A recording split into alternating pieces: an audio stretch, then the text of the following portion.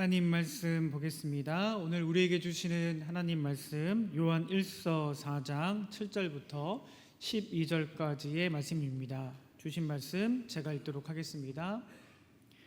사랑하는 자들아, 우리가 서로 사랑하자. 사랑은 하나님께 속한 것이니 사랑하는 자마다 하나님으로부터 나서 하나님을 알고 사랑하지 아니하는 자는 하나님을 알지 못하나니 이는 하나님은 사랑이심이라. 하나님의 사랑이 우리에게 이렇게 나타난 바 되었으니 하나님이 자기의 독생자를 세상에 보내심은 그로 말미암아 우리를 살리려 하심이라. 사랑은 여기 있으니 우리가 하나님을 사랑한 것이 아니요 하나님이 우리를 사랑하사 우리 죄를 속하기 위하여 화목제물로 그 아들을 보내셨음이라. 사랑하는 자들아, 하나님이 이같이 우리를 사랑하셨은즉 우리도 서로 사랑하는 것이 마땅하도다. 어느 때는 하나님을 본 사람이 없으되 만일 우리가 서로 사랑하면 하나님이 우리 안에 거하시고 그의 사랑이 우리 안에 온전히 이루어지느니라. 아멘. 10월 첫 번째 주일입니다. 시간이 정말 쏜 화살처럼 흘러가고 있습니다. 명절 연휴 중에도 하나님께 예배하기 위해 경건한 마음으로 이 자리에 오신 분들, 또 성전에 오지 못하고 가정에서 온라인으로 예배하는 모든 삼양교회 지체들을 축복하며 환영합니다. 우리 옆에 계신 분들과 함께 인사하겠습니다. 하나님의 은혜가 충만한 시간 되세요. 주의 사랑으로 사랑합니다. 하나님의 은혜가 충만한 시간 되세요. 주의 사랑으로 사랑합니다. 오늘 설교는 너무 상투적이지만 그래서 너무 중요한 사랑을 주제로 말씀드리려고 합니다. 사랑 누가 말했나? 이러한 노래도 있습니다. 누가 말했나요? 누구나 말합니다. 그런데요, 사랑은 말에 있는 게 아니라 실천에 있습니다. 사랑에 대한 묘사와 구호는 난무하는데 정작 진정한 사랑을 실천하는 이는 적은 것 같습니다. 그래서 오늘 말씀은 진정한 사랑은 어디로부터 오며 진정한 사랑이 무엇인지 말씀드리려고 합니다. 본문은 요한1서 4장 7절에서 12절까지입니다. 요한1서, 2서, 3서는 공동 서신으로 분류됩니다. 특별히 요한1서는 이단을 경계하고 박해 중에도 믿음을 지키며 굳건히 설 것을 격려하기 위해서 집필됐습니다. 요한1서는 영지주의를 경계하라고 하는 동시에 형제 사랑의 실천을 통해 교회를 온전히 세울 것을 권면합니다. 그래서 요한1서를 사랑의 서신이라고 부르기도 합니다. 요한1서는 AD 90년에서 95년 사이 에베소에서 기록됐는데 이 시기는 로마 황제 도미티안에 의한 기독교 박해가 거셌습니다. 지하 무덤인 카타콤에서 예배를 드리기 시작한 것도 바로 이 시기입니다. 도미티안 황제는 기독교인들 때문에 로마 신들이 노했다고 주장하면서 기독교인들의 재산을 몰수하고 추방하였으며 원형 경기장에 밀어넣어서 사나운 맹수들의 밥이 되는 장면을 즐기기도 했습니다. 사도 요한을 반모섬에 유배 보낸 장본인도 바로 이 도미티안 황제입니다. 요한은 예수님의 애제자로 알려져 있죠. 예수님이 십자가에 달려 죽으시기 전에 요한에게 어머니 마리아를 부탁하기도 했습니다. 사랑의 사도 요한은 오늘 본문에서 하나님께 속한 자는 서로 사랑하는 것이 마땅하다고 가르칩니다. 사랑이 얼마나 중요한지 오늘 짧은 6절 가운데 15번이나 사랑에 대해 언급하고 있습니다. 요한이 말한 사랑은 통속적 사랑이 아닌 아가페 사랑입니다. 그리스도인은 아가페, 즉 하나님이 주시는 사랑의 힘으로 모든 걸 이길 수 있습니다. 요한1서 3절에서 이렇게 말합니다. 우리가 보고 들은 바를 너희에게도 전함은 너희로 우리와 사귐이 있게 하려 함이니 우리의 사귐은 아버지와 그의 아들 예수 그리스도와 더불어 누림이라고 했습니다. 즉 진실한 사귐만이 고통과 번민이 가득한 세상에서 기쁨을 누릴 수 있게 하는 능력이라고 한 겁니다. 그리고 그 사귐의 원천과 근원은 사랑, 즉 아가페에 있습니다. 지금 교회는 로마 제국에 의해 무서운 박해를 당하고 있어요. 끌려가서 고문을 당하고 끝내 죽을 수도 있다는 두려움이 가득했고, 그 두려움을 극복하지 못한 이들이 교회 공동체를 이탈하고 믿음을 저버리는 일이 일어나고 있었습니다. 박해에 대한 두려움으로 믿음을 등진 사람들은 죄책감과 수치심으로 괴로웠고, 믿음을 지킨 사람은 배교한 이들을 정죄하는 마음으로 괴로웠습니다. 박해의 시간은 모두를 칠흑 같은 어둠으로 밀어넣고 있었습니다. 게다가 다시 오시겠다고 약속하신 예수님은 쉬이 오시지 않았습니다. 시간이 지나도 그 재림의 약속은 실현될 기미가 보이지 않았어요. 그래서 하나 둘씩 지쳐가고 있던 때입니다.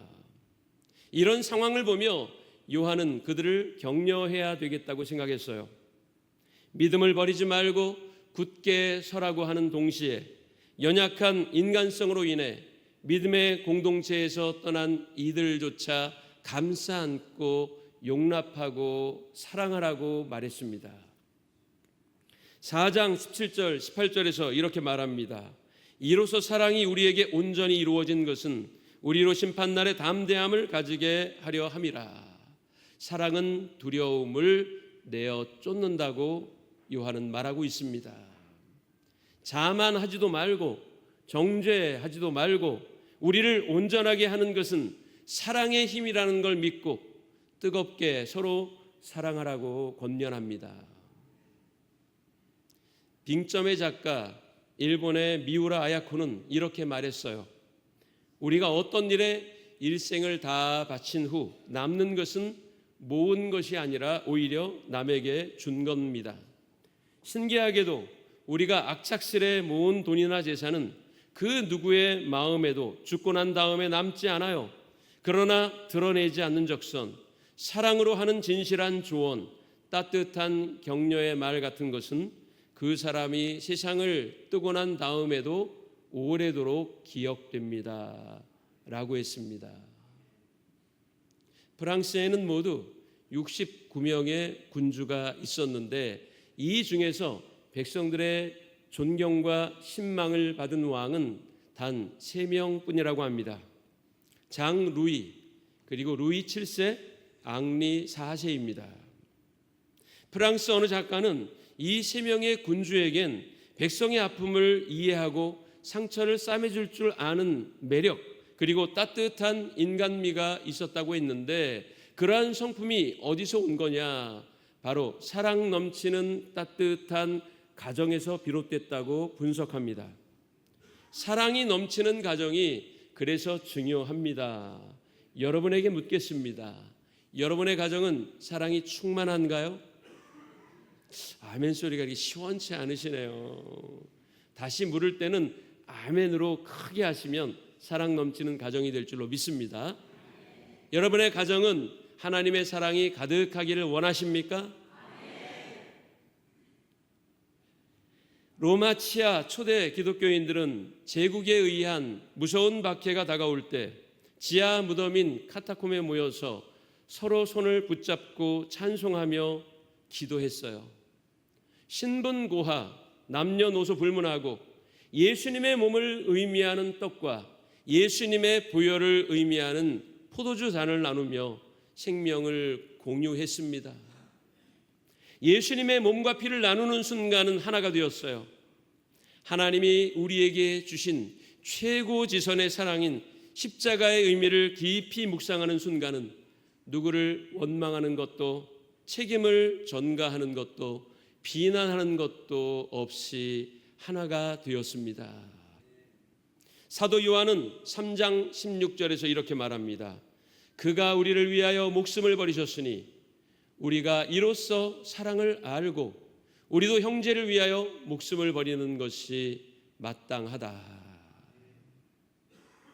박해에 처해 어찌할 줄을 몰라 허둥지둥하며 불안해하는 성도들에게 형제를 사랑함으로 사망에서 옮겨 생명으로 들어갈 수 있다고 말했습니다. 형제들아, 세상이 너희를 미워하여도 이상히 여기지 말라.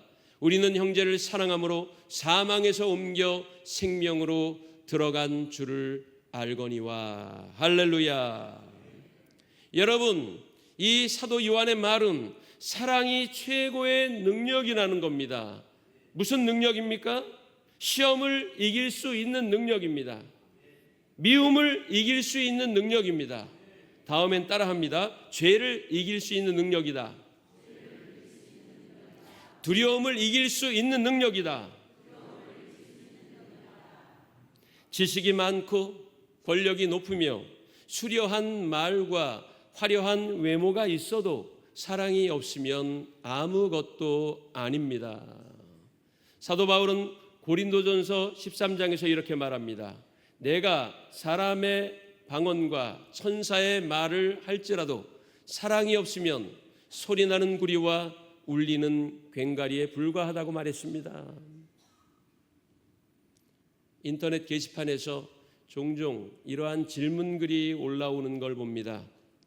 제 친정보다 시댁이 경제력이 기우는데 결혼해야 할까요? 집을 얻을 능력도 없는 남자와 결혼해도 될까요? 여러분, 참 답답합니다. 이러한 사람은 결혼하면 안 됩니다. 사사건건 남편을 돈으로 평가할 것이기 때문입니다. 이러한 질문글도 있어요. 저는 4년제 대학을 나왔는데 아내 될 사람은 고졸입니다. 나중에 이게 싸움의 원인이 될 수도 있을 것 같은데 어떡할까요? 처남이 경제력이 없어서 누나를 종종 의존하는데 결혼해도 될까요? 여러분, 이런 사람도 결혼하지 마십시오. 아마 불행할 겁니다. 사랑의 다른 말은 따라해 봅시다. 희생. 사랑의 별명 닉네임은 희생입니다. 희생할 마음이 없으면 결혼하면 안 됩니다. 요한은 이렇게 말했습니다. 17절에 누가 이 세상의 재물을 가지고 형제의 궁핍함을 보고도 도와줄 마음을 닫으면 하나님의 사랑이 어찌 그 속에 거하겠느냐. 세상의 많은 문제는 돈이 있으면 해결될 수 있는 경우가 있어요. 그런데 돈으로 해결할 수 없는 문제가 사실 가장 큰 문제입니다. 돈으로 해결할 수 있다면 그것은 적은 문제에 불과합니다. 우리가 하나님 앞에 갔을 때 하나님이 우리에게 물으시는 것은 내가 세상에서 얼마나 위대한 일을 성취했느냐가 아니라 네가 세상에서 얼마나 다른 일을 사랑했느냐입니다. 부활하신 예수님이 갈릴리로 가셔서 베드로를 만났을 때 물으신 게 뭡니까? 너 나를 배신했지? 왜 배신했어? 너 나와 함께 마지막 식사할 때 나를 지켜준다고 했잖아. 호의무사를 자처했잖아. 그런데 왜 나를 떠나고 나를 배신했지? 이런 걸 묻지 않으셨습니다. 요한복음 21장 15절 보니까 요한의 아들 시몬아, 내가 이 사람들보다 나를 더 사랑하느냐? 사랑하느냐는 다소 감상적 질문이었어요. 왜 이러한 질문을 하신 걸까요? 승천을 앞두신 예수님, 그리고 제자들에게 땅끝까지 복음을 전할 사역을 위임하시려는 예수님이 알고 싶었던 것은 나를 정말로 사랑하여 나의 소원을 이루어 줄 수 있겠느냐. 내 소원은 아버지의 뜻을 행하는 것이고 아버지의 뜻은 내가 십자가에 죽어 인류를 구원하는 것이고 그것을 땅끝까지 전하는 것인데 그것을 감당할 수 있는 능력이 너에게 있겠느냐 하는 겁니다. 사랑의 힘이 모든 것을 이길 수 있게 하는 능력이라고 말씀하고 있는 것입니다. 그래서 신앙의 사람들은 최고의 가치인 사랑의 가치를 추구해야 합니다. 이렇게 화초를 키워도요, 화초 앞에서 좋은 말을 많이 해주면 화초야 사랑한다, 너 오늘 얼마나 이쁜지 모르겠다, 이런 말을 자주 하면 화초가 잘 자란대요. 그런데 화초 앞에서 욕을 하면 그 화초가 시들시들하다가 죽어버린답니다. 제 얘기가 아니라 실제 실험 결과입니다. 하물며 사람이야 더 어떨까요? 여러분, 서로 사랑한다는 말을 입에 달고 사는 가정은 행복합니다. 여러분, 아침에 나오실 때 아내에게, 남편에게 사랑해요 라고 말했나요? 생각해 보니까 저도 못했네요. 이 시간을 빌어서 할 겁니다. 그러니까 여러분들도 옆에 계신 분에게 사랑합니다 라고 해주세요. 시작. 사랑합니다. 사랑합니다. 물론 말로만은 아니에요. 실천해 주어야죠. 사랑의 행위가 있어야 합니다. 그러나 사랑한다고 자주 표현하는 것은 사랑을 더하게 만드는 중요한 요소입니다. 2011년 서울에서 끔찍한 사건이 하나 일어났습니다. 어느 고등학생이 자기 어머니를 죽이고 김장 비닐에 꼭꼭 싸맨 후 안방에 8개월을 방치하다가 발각이 된 사건입니다. 그 학생은 원래 비행 청소년이 아니었어요. 그 학생은 전교 1, 2등을 다투던 모범생이었습니다. 공부를 아주 잘했어요.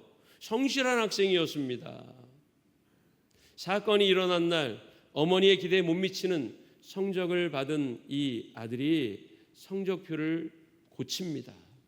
그리고는 성적표를 위조한 사실이 들통날까 봐 어머니를 죽이기로 결심하고 주무시고 있던 어머니를 칼로 찌르고 목을 졸라 살해한 겁니다. 얼마나 끔찍한 일입니까? 학생의 진술에 의하면 그의 어머니는 너는 서울대 법대를 가야 한다, 전국 1등을 해야 한다, 다 너 잘 되라고 하는 소리다, 이런 얘기를 입에 달았답니다. 그뿐 아니라 아들의 성적이 기대에 못 미치는 날이면 밥을 굶겼고 잠을 못 자게 했습니다. 상식적으로는 이해할 수 없는 방식을 고수했어요. 초등학교 3학년 때 책상에서 밥을 먹게 하며 하루 16시간씩 공부를 시켰다고 해요. 그래서 초등학교 6학년 때 이미 토익 점수가 900점 이상을 넘었다고 하니 이 어머니의 집착이 어떠했는지 충분히 알 수 있습니다. 불우한 환경에서 자란 어머니는 결혼했지만 남편과의 관계가 좋지 못하여 그 사건이 일어날 당시 별거 중이었습니다. 자연히 엄마의 관심은 온통 아들의 성공에 있었습니다. 아들의 성공이 자기 불행한 인생을 보상해 줄 수 있을 거라고 생각했습니다. 이런 왜곡된 꿈이 아들을 괴물로 만든 것입니다. 감시하기 위해 방도 따로 주지 않았고 거실에 책상을 놔두고 공부하게 했습니다. 원하는 성적을 얻지 못하면 종아리에 피가 나도록 때렸고 급기야는 야구 방망이와 골프채까지 휘둘렀다고 하니 얼마나 괴롭고 힘들었을까요? 어머니는 때리면서도 다 이게 너를 사랑해서야, 너 잘되라고 하는 거야 라는 말을 했대요. 그러나 우리는 압니다. 이것은 진정한 사랑이 아님을 말이죠. 왜곡된 사랑입니다. 오히려 사랑이 아닌 집착이요 폭력이라는 것을 우리는 알고 있습니다. 엄마는 이렇게 이야기해 줬어야 합니다. 아들아, 나는 내가 공부를 잘 하지 못해도 너를 사랑한단다. 아빠의 사랑을 받지 못하고 자란 너를 엄마가 앞으로 더 많이 사랑해 줄 것이다. 그러니 너 하고 싶은 것을 해라. 이렇게 이야기해 주었다면 아마 그 끔찍한 사건은 일어나지 않았겠죠. 다시금 여러분에게 묻겠습니다. 여러분의 가정은 사랑이 가득한 가정이 되기를 원합니까? 하나님의 사랑으로 서로를 살아가는 가정이 되기를 원합니까? 돈이 아무리 많아도 자녀가 스카이대를 나오고 해외 명문대학을 나왔어도 사랑이 없으면 아무 소용이 없는 겁니다. 사람에게 가장 필요한 건 사랑입니다. 가정에 가장 필요한 것도 사랑입니다. 우리 영혼과 마음에 가장 필요한 것도 사랑입니다. 험한 세상을 이겨낼 수 있게 하는 동력도 사랑이며 두려움을 극복할 수 있게 하는 능력도 사랑입니다. 박해 가운데 두려움에 떨던 그들이 그 두려움을 극복하고 믿음을 지킬 수 있게 만든 것도 바로 사랑입니다.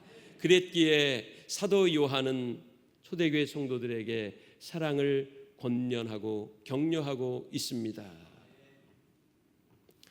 심리학자 에릭 프롬은 그의 명저 사랑의 기술에서 사랑의 본질과 구조에 관해 이렇게 말했습니다. 사랑은 인간의 활동적인 힘이다. 그건 나와 내가 하나로 합하려는 노력이다. 우리는 융합할 때 기쁘고 행복하다. 그러나 분리할 때 고독하고 씁쓸하다. 사랑으로 함께함이 행복의 기초가 된다는 겁니다. 오늘 본문에서 요한은 우리가 먼저 하나님을 사랑한 게 아니라 하나님이 우리를 먼저 사랑하셨다고 말합니다. 사랑하는 자들아, 하나님이 이같이 우리를 사랑하셨은즉 우리가 서로 사랑하는 것이 마땅하도다. 우리 같이 읽어볼까요? 시작.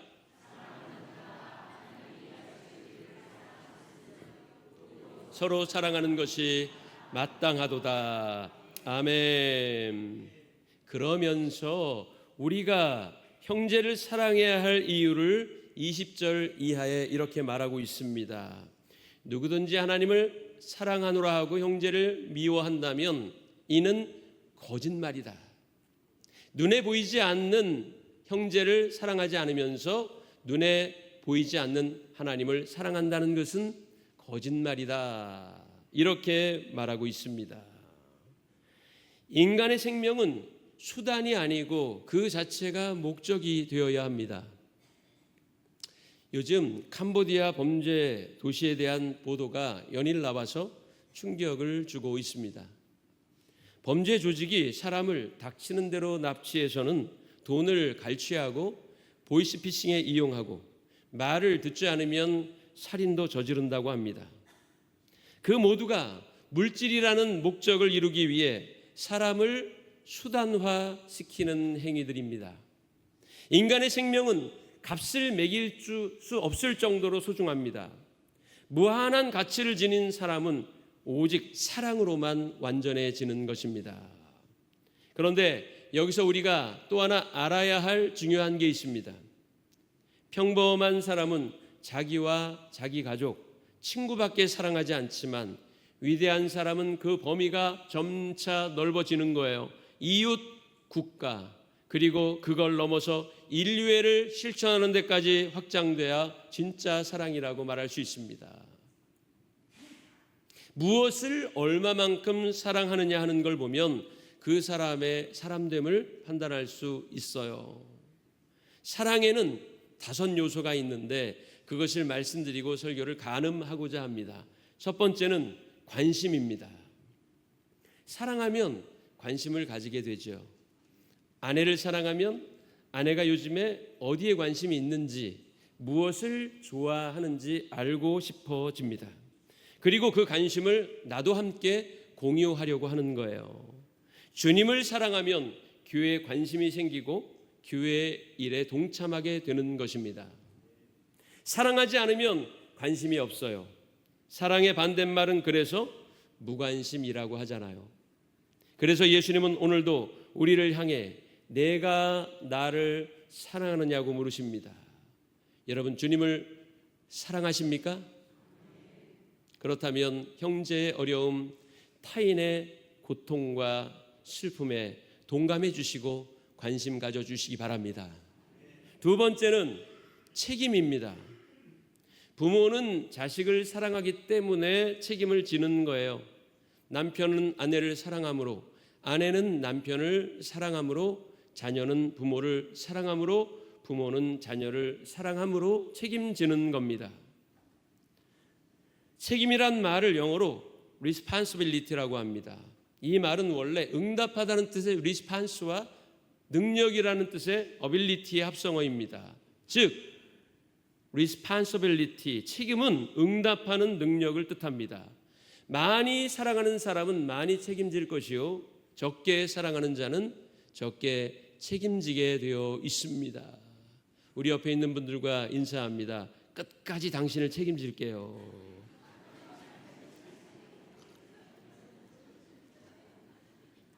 세 번째는 존중입니다. 사랑은 내 마음대로 하는 게 아니에요. 사랑은 자기 중심이나 자기 이기가 아닙니다. 고린도전서 13장 5절에 보니까 사랑은 무례히 행치 아니하며 자기의 유익을 구하지 않는다고 했습니다. 형제를 사랑할 때, 타인을 사랑할 때 그를 존중하게 되고 개성을 아끼게 되고 형제의 권리와 자유 그리고 형제의 의사를 존중하게 되어 있습니다. 그래서 사랑의 언어는 I 메시지가 아니라 U 메시지입니다. 끊임없이 자기의 욕구와 자기의 의견을 주장하는 것이 아니라 다른 사람의 이야기를 경청하게 되지요. 그리고 들은 그 말을 바탕으로 다른 이를 존중하게 되는 것입니다. 네 번째는 따라해 봅시다. 이해하는 것입니다. 인도의 시성 타고르는 사랑의 별명을 이해라고 했습니다. 이해라는 말을 영어로 understand라고 합니다. 우리말로 밑에 서보다 그런 뜻입니다. 즉 타인의 입장에 있어 보는 겁니다. 내가 그 입장이 되면 그가 말한 것, 그가 왜 이렇게 행동하는지를 알게 되고 이해하게 되는 겁니다. 우리는 사랑할 때 그 얼굴 표정 하나만 보아도 그 마음의 상태를 알게 되잖아요. 그 사람 입장에 서보니까 왜 이런 말을 했지? 왜 이런 행동을 할 수밖에 없었을까? 알게 되고 그를 감싸줄 수 있게 되는 겁니다. 마지막 다섯 번째는 희생함으로 섬겨야 하는 것입니다. 사랑하면 사랑할수록 주려고 하지요. 내 시간을 주고 돈을 주려고 하고 정성을 주고 애정을 쏟고 모든 것을 아깝지 않게 주려고 하는 겁니다. 아끼는 것은 사랑이 아닙니다. 무엇을 주느냐 하는 걸 보면 얼마만큼 사랑하느냐 하는 걸 알 수 있는 겁니다. 주면서도 아까워하지 않는 마음, 이것이 바로 사랑의 마음인 겁니다. 그렇죠? 여러분 사랑하는 사람에게 무언가를 줄 때는 더 못 줘서 안달인 거지, 가진 것이 요만밖에 안 돼서 더 못 주는 것이 안타까울 따름이지 있기만 하다면 주고 싶잖아요. 여러분 그래서 주는 것 그 자체가 기쁨이 될 수 있을 때, 소중한 것을 아낌없이 나누고 희생할 수 있을 때 그 사랑이 진짜라고 말할 수 있는 겁니다. 여러분 명절간에는요 뭐가 급증한다고 해요? 이혼율이 급증한다고 해요. 가족 간에 서로 이해하려는 노력, 희생하려는 태도가 없으면 갈등과 싸움으로 번져 끝내 가정이 깨지는 결과를 초래합니다. 여러분 옆에 있는 분과 한 번 더 인사합니다. 내가 할게요. 당신은 쉬세요. 당신은 잘못 없어요. 다 내 책임이에요. 이런 태도만 있으면 갈등은 사라지고 사랑만 넘쳐날 겁니다. 이제 말씀을 마칩니다. 명절 연휴간 형제, 자매, 가족, 교우들을 내 몸처럼 예수님처럼 사랑하시고 앞으로 내 중심적인 태도가 아닌 다른 사람 입장에 서보는, 다른 사람을 이해하고 존중하고 희생하려는 마음으로 뜨겁게 서로를 사랑하여서 예수님이 그토록 원하신 아가페의 사랑이 우리 안에 실천되고 우리 안에 이루어지는 역사를 보는 우리 삼양교회가 될 수 있기를 주의 이름으로 간절히 축원합니다.